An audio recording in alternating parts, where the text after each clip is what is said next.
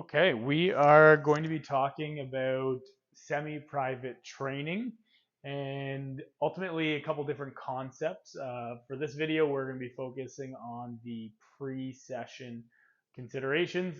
So we'll start with how to set up the technology. I'll hand over the mic. Okay. So similarly to your private sessions or your PT sessions, um, first things first, we'll got to get it all to load. Maybe we'll start with the True Coach if this goes first. Um, but basically, you're going to check your clients in as they come in, so you can log into the Zen Planner. You can do this on your phone too if you prefer. Um, Okay, so once you've opened up the Google Chrome or mhm. whatever browser you're using, it should auto open, but if not, we want to open True Coach and our Zen Planner front desk. So for Zen Planner front desk, the first thing we want to do is identify the session. So that's going to be on this sidebar here. And then when the athletes arrive, they should be pre-reserved for the sessions. They may not, but we'll simply check beside their name. You may have to bypass a little notification there, but check them in for the session. Simple as that. So when they come in, just check in each of the athletes. If they're not there, you'll use the search icon at the top here and you will search their name. And then you can click their name and check them in from there. Okay. Mhm. You want to talk about any pieces? Yeah, sure. So from there, once you've got your athletes checked in, you can kind of multitask this too if you'd like. Similarly to when you have a PT client, you're going to want to find the programs on TrueCoach. Now, something that we like to emphasize and encourage our semi-private clients to do is actually use their own devices.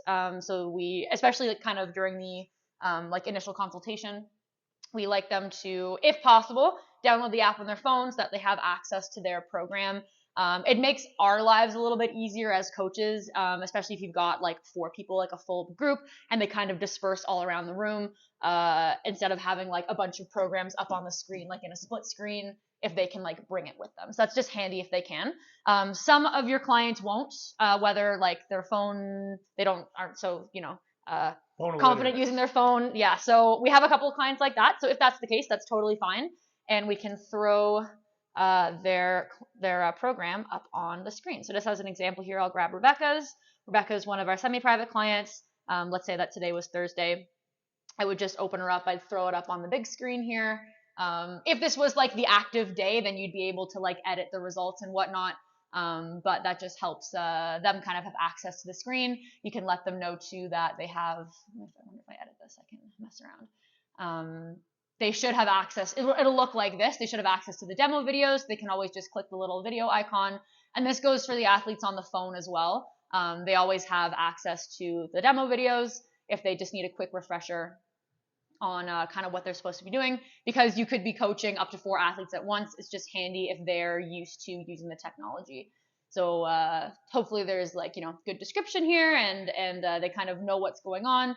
We also encourage them, if they remember, to log their results too. So for example, here for Rebecca's alternating dumbbell bench press, let's say for round 1 she used like a pair of 10s, but then she built up to like 15s and then 20s. She can just write down kind of the weights that she used, and it'll save at the bottom when she's done that. And that just helps her and us kind of track from week to week, so that you as the coach aren't responsible for recording for people's progressions through the workout every single time. So it's just handy if they're able to do that.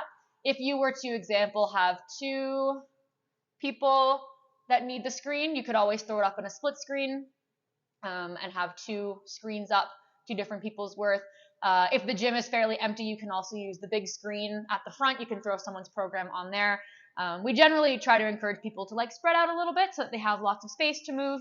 And so that's another option you have. If you've got more than one person that wants a screen, you can throw it up on the big screen in the front too. So that's pretty much it as far as like the logistics setup, the technology. What we're also going to talk about here is the beginning of the session. So we're still in the pre-session here as you're waiting for your athletes to come in. We like to do the warm-up kind of as a group, even though it's not technically a group class.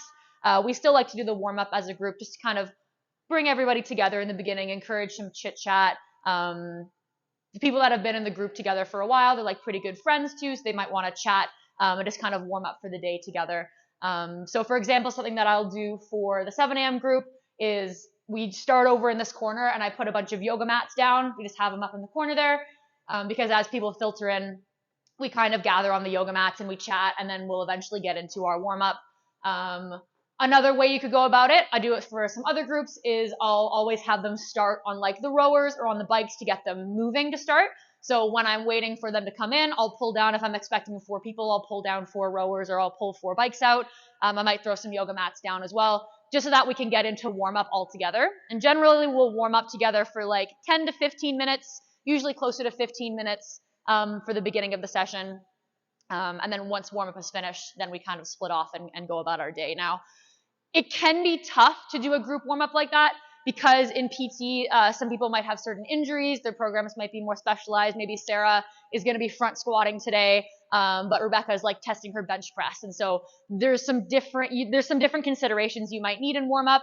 That's another reason why you may want to peruse everyone's programs before they come in, so you have a general idea of what everybody is kind of working on, and you can use that as inspiration for the warm-up, because it's going to be a little bit different every day, and it'll depend on who's in your group as well.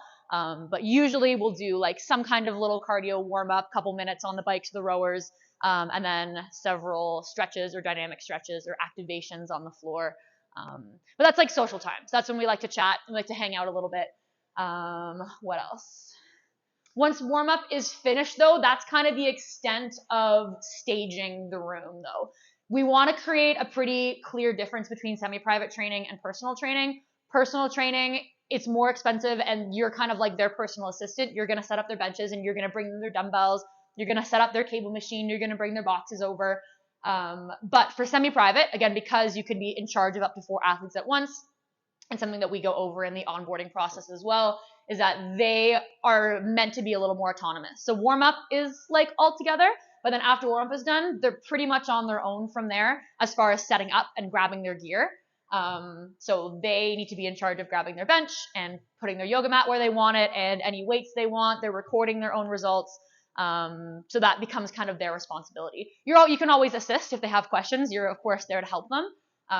But it's a lot more autonomous.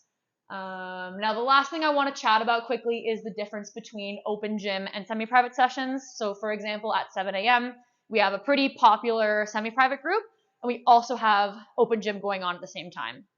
So you may have quite a few people in the gym here, and you might be the only coach. You can, of course, welcome the open gym person to join warm-up. If they want to, they're totally welcome to pull out an extra bike or an extra yoga mat, and you guys can all kind of hang out together and chat and get warmed up.